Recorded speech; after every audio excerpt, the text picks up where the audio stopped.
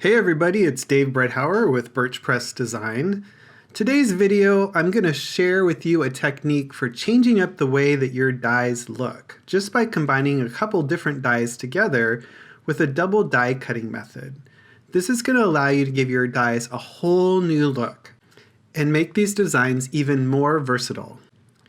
This technique is super easy, but I did find a few tips and tricks along the way, and I want to share them with you today in the video. So let's get started. The first part of the video, I think we're going to do something nice and simple just to get everybody's mind into the idea of using double die cuts. The string art frame from Birch Press is a really intricate die. I've cut that out just plain white cardstock, and I'm going to use the Vivid Bloom stitched layer set from Birch Press to cut that out. So I've got a layer of the string art frame, and then I'm cutting that die cut with another die, the Vivid Bloom stitched layer set. I want to use a little purple tape to hold things in place on the cutting plate so things don't shift so much. And you just spend a little bit of time lining up where you want that second die cut to hit. Go ahead and run that through your machine just like you normally would. You don't have to take any extra steps. There will be some extra steps taken later in the video for different items, but this one, nice and simple. Just run it through and you're done. So I've gone ahead and cut a layer using the Vivid Bloom layer set in the same size. I've just cut it out of some white cardstock, and you can see that they'll line up. But I want to make this a little bit more interesting, so I'm going to add some color to that Vivid Layer Bloom layer using a little bit of Distressed Oxide in Candy Apple, and then I'm going to switch to Wild Honey, and basically I'm going to go around the edge here until I've created a rainbow on that bottom layer. This is Mowed Lawn, then I've switched to Peacock Feathers, and you just want to go in rainbow order. I'm ending with Wilted Violet to complete my purple portion, and each time I've added some color, I've layered it a little bit on to the last color so that those blend. All that's left to do is to line that up and glue that down. I'm using a sentiment from the awesome ticker tape messages stamp set from Birch Press today, and I'll be using that throughout the entire video. There's lots of different messages on this stamp set. It has a nice little white crisp border, and I think you'll love it. Okay, let's get a little bit more complicated. This next project involves a triple layer of cardstock that you're going to be die cutting out. This is the Grandiose Bevel Plate Layer Set. It's got A, B, and C, and when you stack them together, it has a little bevel edge at the top, but then all these little intricate layers that form the design in the middle. I just love it. So I'm going to go ahead and put a little bit of adhesive on the back of the layers and stick those together. I just stuck the B on top of the C, and now I'm sticking the A on top of the B. So it just goes A, B, C. Really easy, and once you get that stuck together, you see all that detail really pop.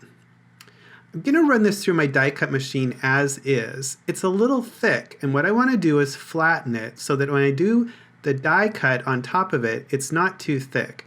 This little tip is important for those of you who have machines that are a little bit tight. I want to make sure that your machine doesn't get overloaded when you put that die on top of this die cut. So get that flattened out before you do any die cutting.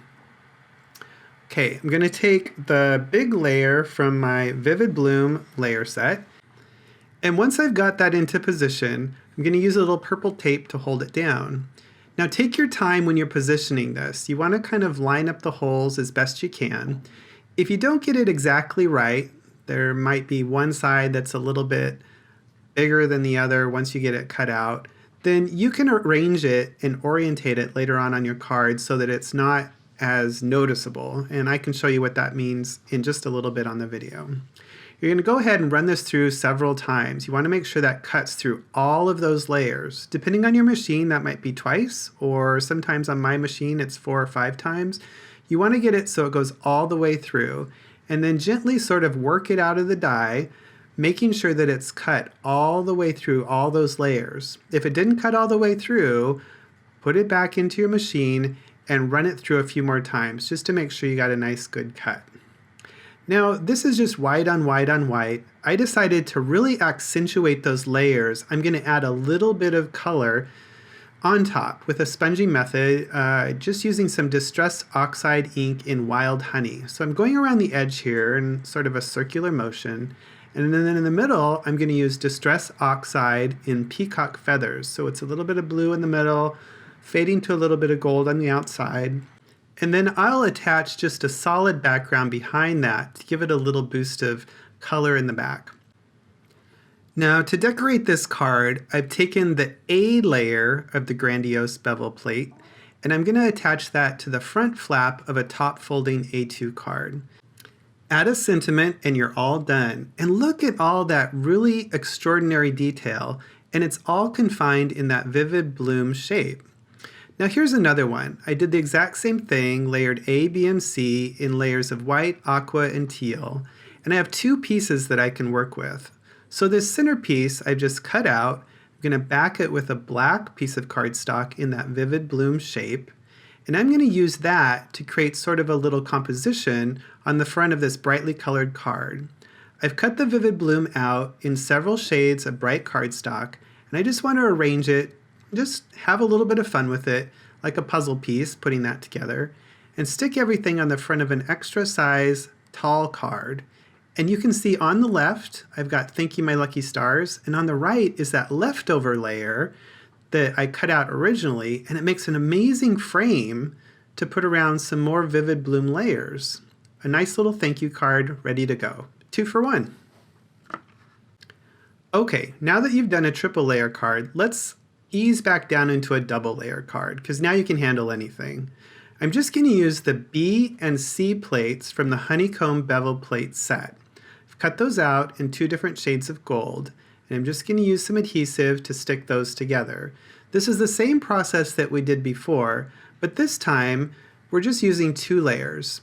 And when you're putting your layers together, you might think about using thinner pieces of paper. You don't always have to use cardstock with this. Again, the idea is you don't want to overload your machine when you do that final die cut. Now my machine's pretty loose, so it can handle several layers at a time. I use my metal adapter plate with it a lot.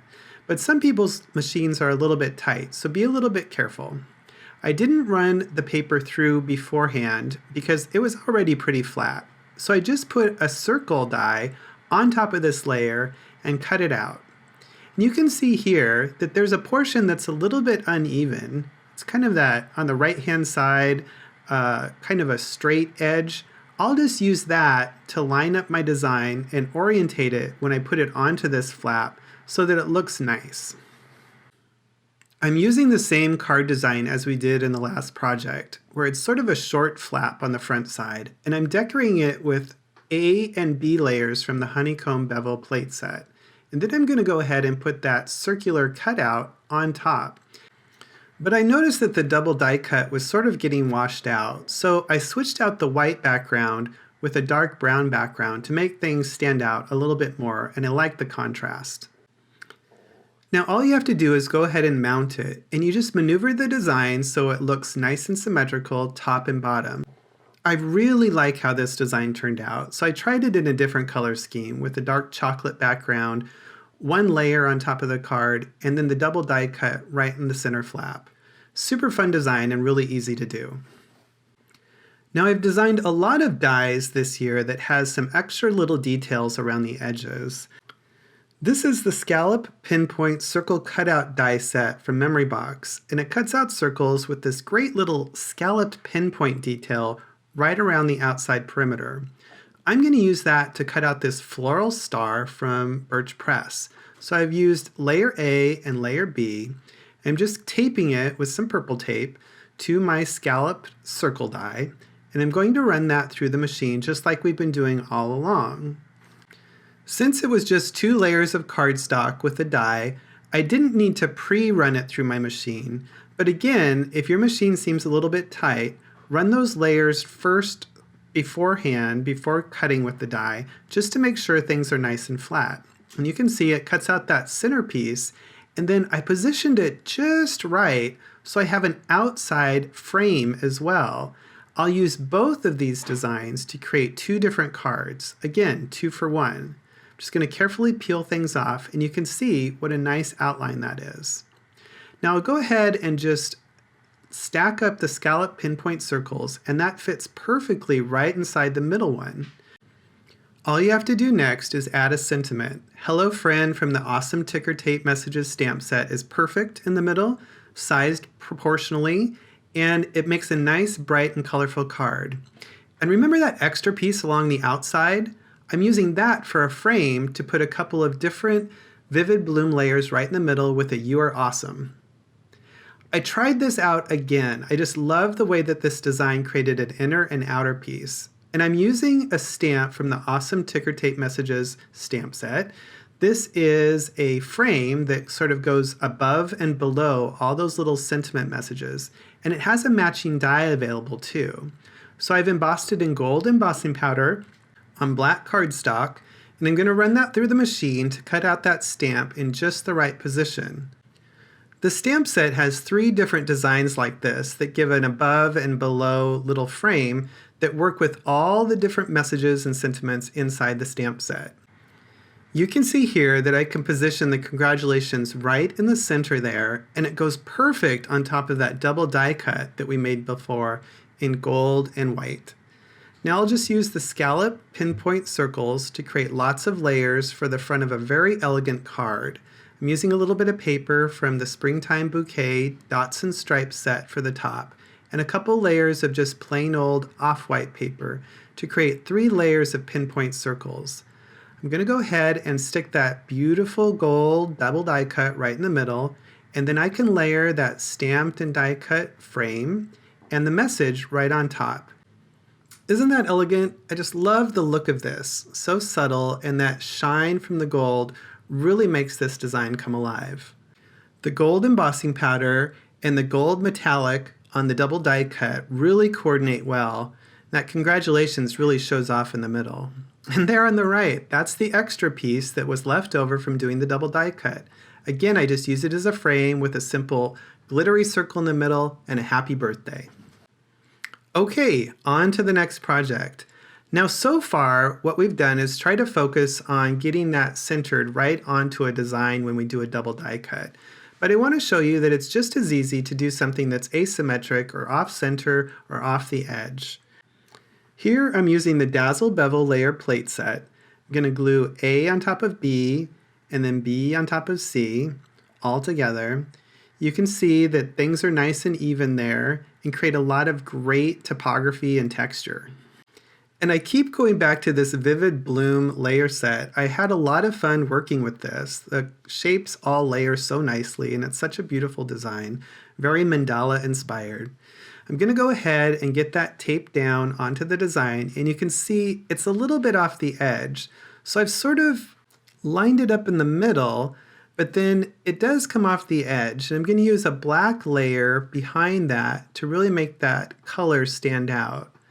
Once I get that glued on to that black layer, I'm just going to snip off that extra edge. Just bend that back a little and get your scissors underneath that top layer so that that folds under. And that makes a really nice edge for the side of a card. You can make it sort of off center and see how that's nice and lined up. Still a great design and a beautiful shape, a double die cut that's really nice to work with. Okay, everybody, I hope you learned a few things today, and I hope you've discovered a new way to use your die cuts. This double die cutting method is really fun and versatile. It gives your dies a whole new look. It's really easy to do. As you can see, I made a ton of examples. I started to get a little bit carried away, and once you start, I bet you will too. Until next time, thanks so much, and keep crafting.